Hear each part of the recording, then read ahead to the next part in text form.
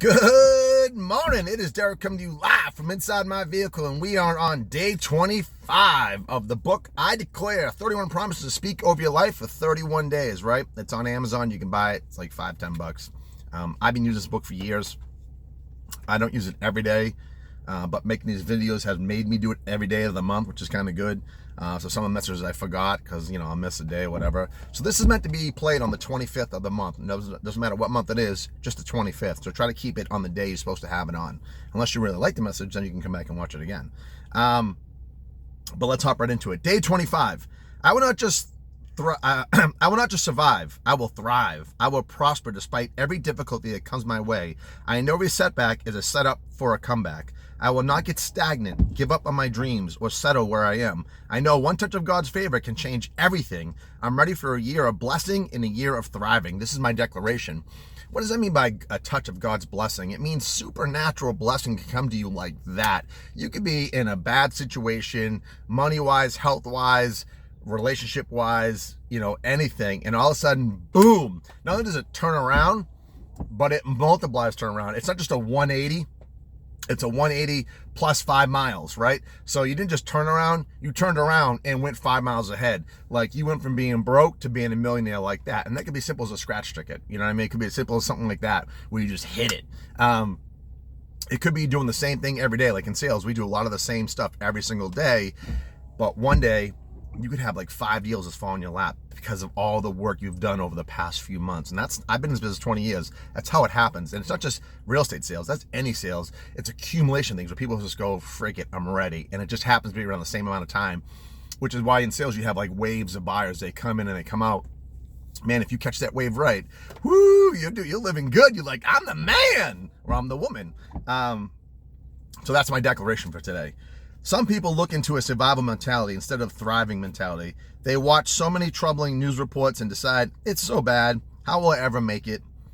Just like you can be talked into surviving, I want you to be talked into thriving. I realize we need to use our wisdom that God has given us, but I don't believe we're supposed to pull back to where we're not pursuing our dreams anymore so that we don't expect increase or favor. I don't think we should just be holding on or trying to maintain.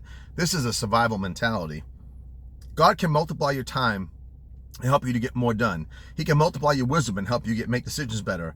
A survival mentality will keep you from God's best. Shake it off and say, God, you promised me what was meant for my harm, you will use to my advantage. I may have been through the fire, through the famine, through the flood, but I know it's my time for favor. It's my time to see more of your godness in my life, or your goodness in my life, sorry.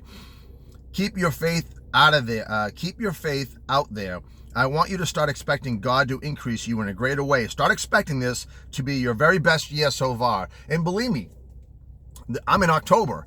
And you're like, how could this happen? It's October. I only have 2 months left. It can happen. I'm telling you, I've been in months where it's been slow, and then all of a sudden, boom, boom, boom. And by December, I'm closing 13 deals in 1 month. And I'm like, you're just killing it. So it can change like that.